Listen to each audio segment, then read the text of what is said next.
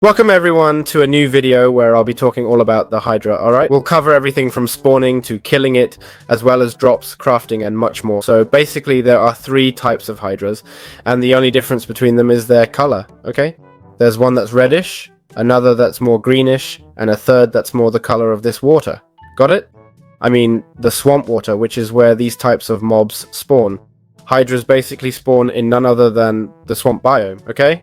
Which are basically the marshlands, and they're typically found in these types of structures, alright? It's basically like this sort of dirt igloo, a dirt tavern that when you enter, looks something like this, see? An easy way to find the Hydra, apart from going to swamps, is to use F3 plus B, okay? With F3 plus B, you can see its hitbox from a long distance since it's quite large and so on. And if you're lucky, you might be able to find it. It also makes quite a bit of noise, okay? So before we talk about its drops, let's explain how you can kill it. Now, it's normal that if you hit a Hydra, you can break one of its heads, like what just happened, right?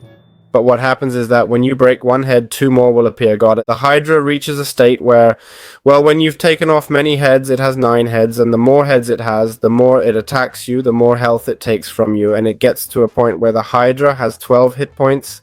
The Hydra has a total of 250 health points, okay? That's 125 hearts, and there comes a point where it has 12 hit points, and it's impossible to kill because it's immortal. How can we kill it for good and stop it from resisting our attacks? Well, what we need is an enchantment. It's the fire aspect enchantment, alright? I'm also aware that there are tools within the mod that are fire swords like lightning or other fire-based tools, but I recommend using fire aspect because, well, instead of using lava, flint, and steel or lightning, those methods can make you lose the stuff it's going to drop, okay? So once you have the fire, you basically start hitting it, and to kill it, you need to make it lose all its heads, so you're going to be at it for a while, alright? If it only has 3 heads left, don't worry, it'll be quick, but if it has all 9, you'll have to keep hitting it for quite some time, got it?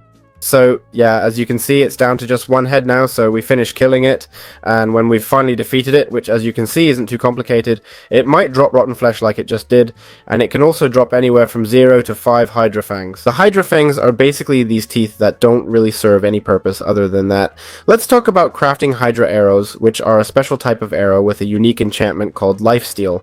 Basically, when you shoot a target, you heal yourself with the damage you've dealt, stealing life from your target. There's also a 2.5% chance that when you use these arrows, you'll get a Hydra skull, which is this head here. It's kind of like a special gift or loot item that doesn't really serve a purpose other than being a cool prize to collect. Got it? Lastly, we have the Hydra Heart. When it's in your hotbar, it increases your regeneration based on how damaged you are. For example, if I switch to survival mode and take some damage, you'll see I have regeneration 2. If I heal up a bit and then take damage again in survival, you'll notice the same effect.